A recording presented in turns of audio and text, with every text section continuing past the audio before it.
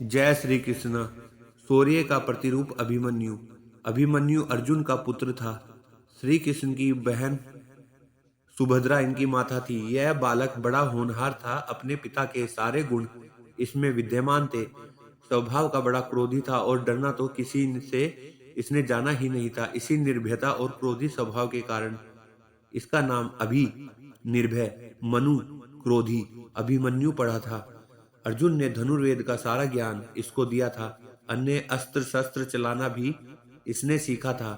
पराक्रम में यह किसी वीर से भी कम नहीं था। 16 वर्ष की अवस्था में ही अच्छे अच्छे सेनानियों को चुनौती देने की शक्ति और सामर्थ्य इसमें था। इसकी मुखाकृति और शरीर का डिलडोल भी असाधारण योद्धा का सा था। वृषभ के समान ऊंचे और भरे हुए कंधे थे। उभरा वक्ष स्थल था और आंखों में एक जोश था। महाभारत का भीषण संग्राम छिड़ा हुआ था। पितामह धराशायी हो चुके थे। उनके पश्चात गुरु द्रोणाचार्य ने कौरवों का सेनापतित्व संभाला था। अर्जुन पूरे पराक्रम के साथ युद्ध कर रहा था। प्रचंड अग्नि के समान वह बाणों की वर्षा करके कौरव सेना को विचलित कर रहा था। द्रोणाचार्य कितना भी प्रयत्न करके अर्जुन के इस वेग को नहीं रोक पा रहे थे। कभी कभी तो ऐसा लगता था मानो पांडव कौरवों को कुछ ही क्षणों में परास्त कर डालेंगे। प्रातःकाल युद्ध प्रारंभ हुआ। श्री कृष्ण अपना 5 जनिये फूंकते। उसी क्षण अर्जुन के बाणों से कौरवों की सेना में हाहाकार मचने लगता। संध्या तक यही विनाश चलता रहता। दुर्योधन ने इससे चिंतित होकर गुरु द्रोणाचार्य से कहा, हे आचार्य, यदि पांडवों की इस गति को नहीं रोका गया तो कौरव सेना किसी भी क्षण विचलित होकर युद्ध भूमि से भाग खड़ी होगी। अतः कोई ऐसा उपाय करिए जिससे पांडवों की इस बढ़ती शक्ति को रोका जाए और अर्जुन के सारे प्रयत्नों को निष्फल किया जाए। दुर्योधन को इस प्रकार चिंतित देखकर गुरु द्रोणाचार्य ने किसी प्रकार अर्जुन को युद्ध भूमि से हटा देने का उपाय सोचा। दुर्योधन के कहने से संस्पतकों ने कुरुक्षेत्र से दूर अर्जुन को युद्ध के लिए चुनौती दी। अर्जुन उनसे लड़ने को चला गया।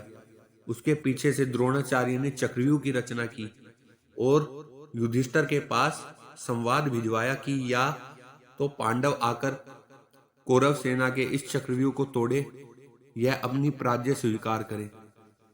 जब संवाद युधिष्ठिर के पास पहुंचा तो वे बड़ी चिंता में पड़ गए, क्योंकि अर्जुन के सिवा चक्रव्यूह को तोड़ना कोई पांडव नहीं जानता था। अर्जुन बहुत दूर संस्पतकों से युद्ध कर रहा था।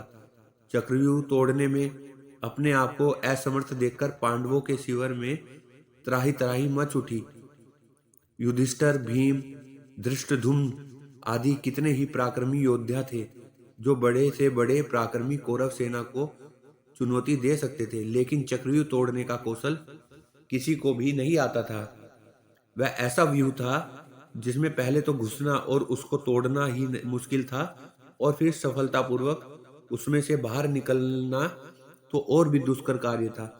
कौरव सेना के सभी प्रमुख महारथी उस चक्रव्यूह के द्वारा उसी के द्वारों की रक्षा कर रहे थे। जब सभी किंकर्त व विमूढ़ के सभा में बैठे हुए थे और अर्जुन के बिना सिवाय इसके कि वे अपनी पराजय स्वीकार कर ले कोई दूसरा उपाय उनको नहीं सूझ पड़ रहा था। अभिमन्यु वहां आया और सभी को गहन चिंता में डूबा हुआ पाकर युधिष्ठिर से पूछने लगा कि चिंता का क्या कारण है। युधिष्ठिर ने सारी बात बता दी। उसे सुनकर वह वीर बालक अपूर्व साहस के साथ बोला, आर्य, आप इसके लिए चिंता न करें। दुष्ट कौरवों का यह षड्यंत्र किसी प्रकार भी सफल नहीं हो सकेगा। यदि अर्जुन नहीं है तो उनका वीर पुत्र अभिमन्यु तो यहाँ है। आप दुर्योधन की चुनौती स्वीकार कर लीजिए। मैं चक्रव्यूह तोड़ने के लिए जाऊंगा। अभिमन्यु की बात सुनकर सभी को आश्चर्य होने लगा। एक साथ सबकी नीचे झुकी हुई गर्दनें ऊपर उठ गई। फिर भी युधिष्ठिर ने इसे अभिमन्यु की नादानी ही समझा।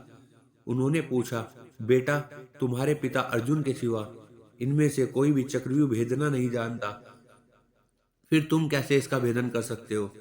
हाय, आज अर्जुन होता तो यह अपमान न सहना पड़ता।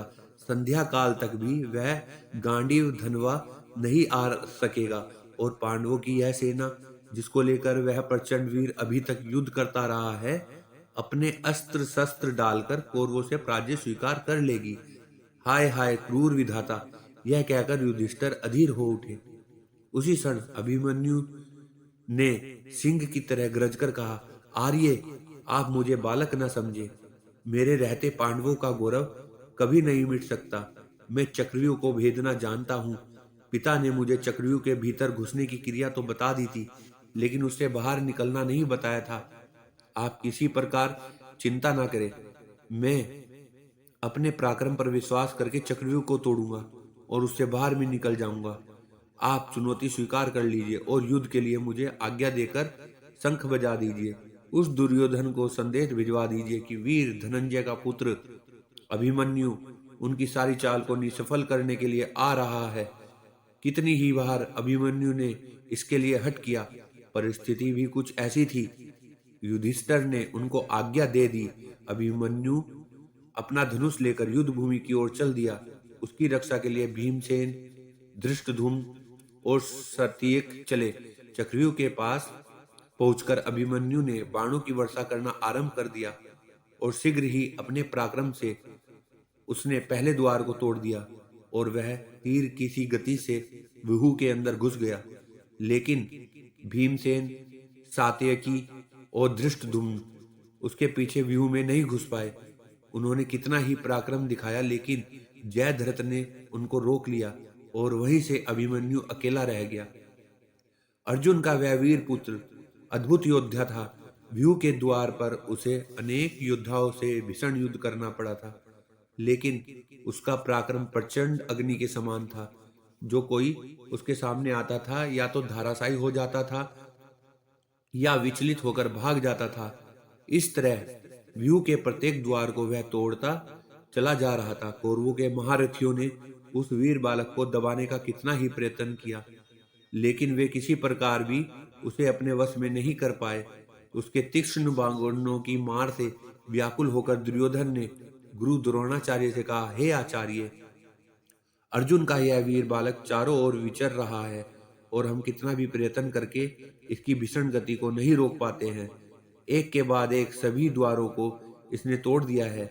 यह तो अर्जुन के समान ही युद्ध कुशल और पराक्रमी निकला। अब तो पांडवों को किसी प्रकार पराजित नहीं किया जा सकता।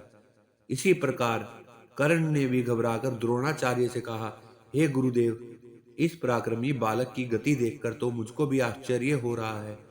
इसके तीक्ष्ण बाण मेरे हृदय को व्याकुल कर रहे हैं। यह ठीक अपने पिता अर्जुन के समान ही है।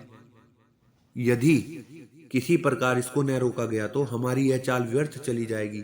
अतः किसी तरह से इसको चक्रव्यूह से जीवित नहीं निकलने देना चाहिए।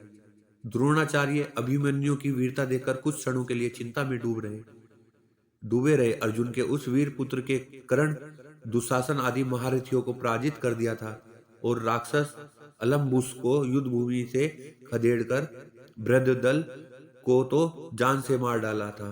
दुर्योधन के सामने ही उसके बेटे लक्ष्मण को भी उसने मार डाला था। बड़े बड़े सूरवीर खड़े देखते रह गए और वह प्रचंड अग्नि की लपट की तरह सबको भस्म करता हुआ चक्रव्यूह को तोड़कर अंदर घुस गया। जब कौरवों के सारे प्रयत्न निष्फल चले गए तो उन्होंने छल से काम लेने की बात सोची।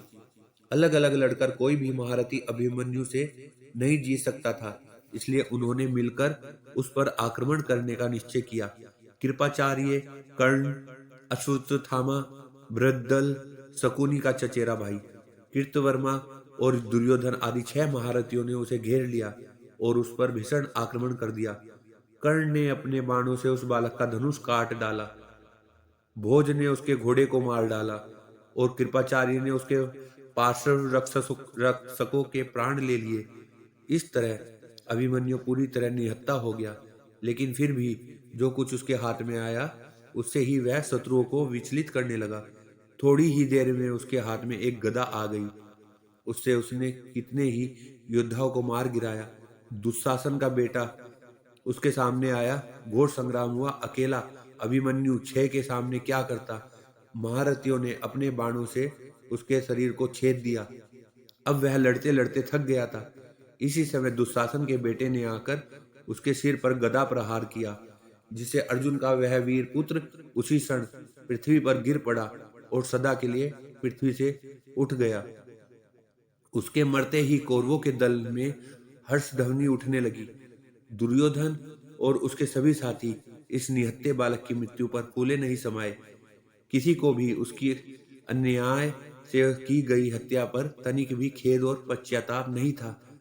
जब अभिमन्यु की मृत्यु का समाचार पांडव दल में पहुंचा तो युधिष्ठिर शोक से व्याकुल हो उठे। अर्जुन की अनुपस्थिति में उन्होंने उसके लाल को युद्ध भूमि में भेज दिया था।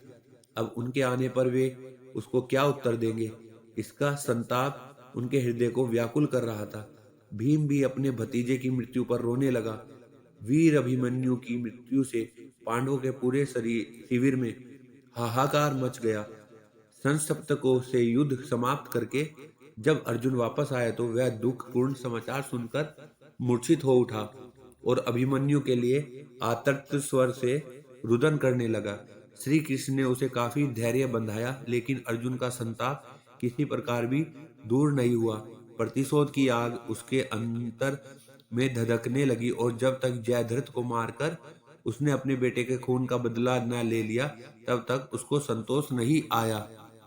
श्री कृष्ण को भी अभिमन्यु की मृत्यु पर कम दुख नहीं हुआ था, लेकिन वे तो योगी थे।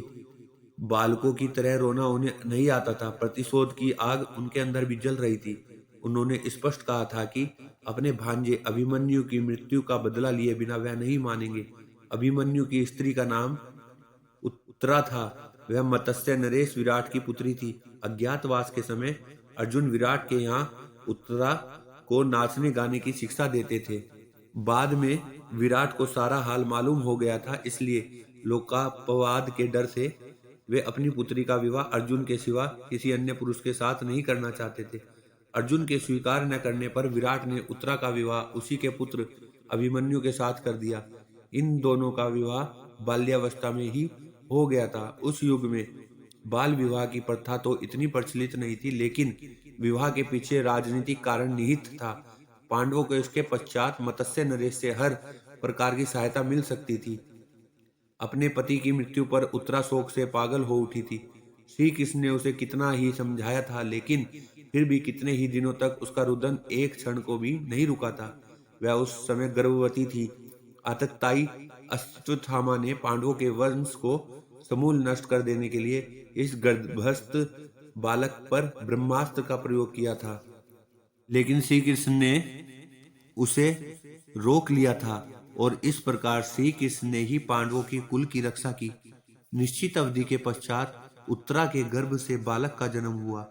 चूंकि सभी कुछ क्षय हो जाने के पश्चात इस बालक का जन्म हुआ था, इसलिए इसका नाम परीक्षित रखा गया। यही पांडवों की वंश परंपरा को आगे बढ़ाने वाला हुआ। जय श्री कृष्ण।